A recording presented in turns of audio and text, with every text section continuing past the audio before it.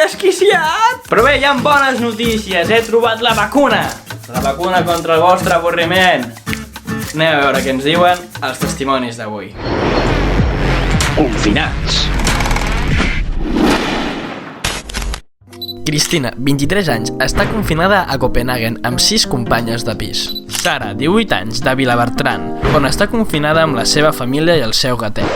Una VIP, tan VIP que va ser la nostra convidada especial de Nadal. Una fruita dels millors postres de la història d'Espanya, una Macedònia. Avui, Sara Roy, la cantant de 23 anys, confinada a Manresa amb els seus pares, ens obre les portes de casa seva.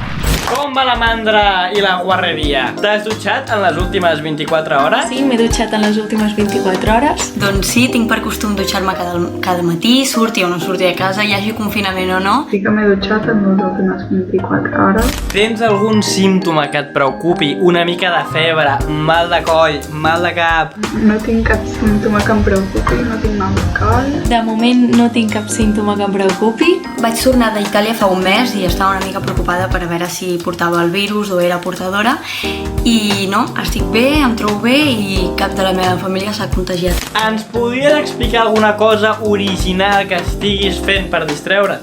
Estic aprofitant per composar molt, per escriure molta música, també per llegir i sobretot per també passar estones amb els meus pares. Vaig fent feina de la uni que tinc a casa. Doncs la veritat no estic fent gaire cosa original, estic fent una mica el que fa tothom, veure Netflix, estar amb el meu gatet.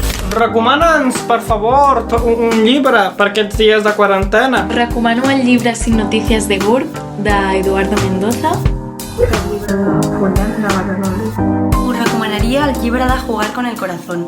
És un llibre que està enfocat als esportistes, dona molts consells. Ens podries dir una cançó que t'estigui animant durant aquests dies de foscor? No hi ha cap cançó en concret que m'estigui animant aquests dies. Estic escoltant moltíssima música perquè hi ha moltes iniciatives a les xarxes socials superxules. Seria la de Pegamos Tela d'Omar Montes.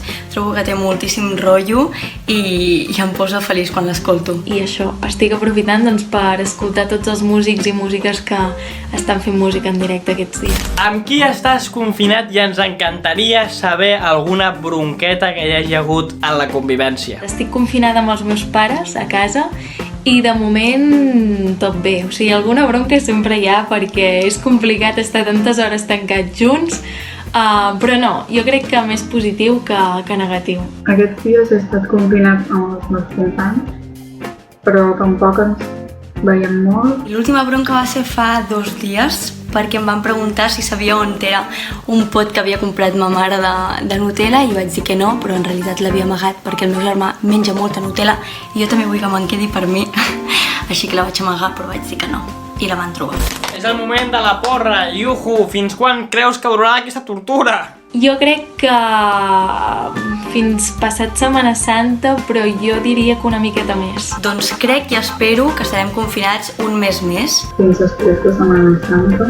Tot i així, com més posem de la nostra part, més aviat ens en sortirem, això segur. Així que esperem que no sigui per molt temps. Què és el primer que faràs quan surtis? Celebrar el meu aniversari. Doncs soc realista i sé que el primer que faré és entrenar. Anar a veure els meus amics, el Miki i els meus tiets i a les meves iaies. Però m'encantaria sortir amb els meus amics a prendre alguna cosa o anar a dinar fora a una terrasseta i tornar a sentir que sóc lliure. I fins aquí el Confinats d'avui. Ja veieu, estic alegre, estic content, estic feliç, estic enèrgic. Ens veiem demà amb més.